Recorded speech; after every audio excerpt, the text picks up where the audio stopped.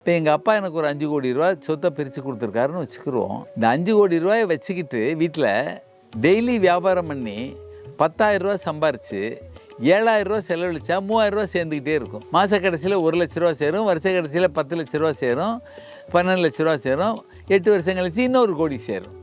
இப்படியே மாறிடும், இப்படியே பணம் சேரும். மாறாக 30,000 ரூபா சம்பாரித்து 40,000 ரூபா செலவழிச்சா டெய்லி 10,000 ரூபா அதிலேருந்து எடுத்து ஒரு 4 வருஷம் கழிச்சு அதில் ஒன்றுமே இல்லாமல் போயிடும். இந்த எங்கள் அப்பா கொடுத்த 5 கோடி தான் ஆண்டவன் கொடுத்த உயிருக்கு சமம்.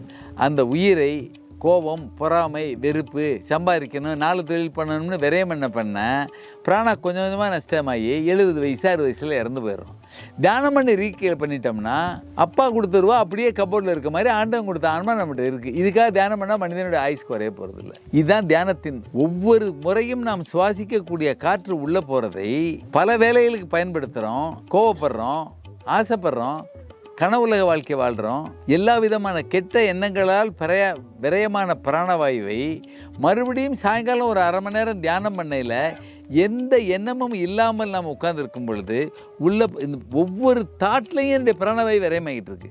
ஆசை, கோபம், பொறாமை, பயம், சந்தேக புத்தி எல்லாத்துலேயும் வேலை. இதை பூரா திருப்பி ஒரு 1/2 மணி நேரம் காலையில் 1/2 மணி நேரம் ஈவினிங் உட்காந்து நான் தியானம் பண்ணிடுவேனே. ஆனால் இந்த இழந்த சக்தியை பூரா பெற்றேன். எப்படி அப்பா கொடுத்த சொத்தில் 10,000 ரூபா சம்பாரித்து 7,000 ரூபா செலவழிச்சனோ அப்படி நான் இப்போ விளையம் பண்ண பிராணவாயை விட அதிகமாக சம்பாரிச்சிட்டேன்னா ஆண்டவன் கொடுத்த சோல் என்னோட 2000 வருஷம் 3000 வருஷம்னாலும் அப்படியே இருக்குது, இறப்பே இல்லாமல் இருக்குது.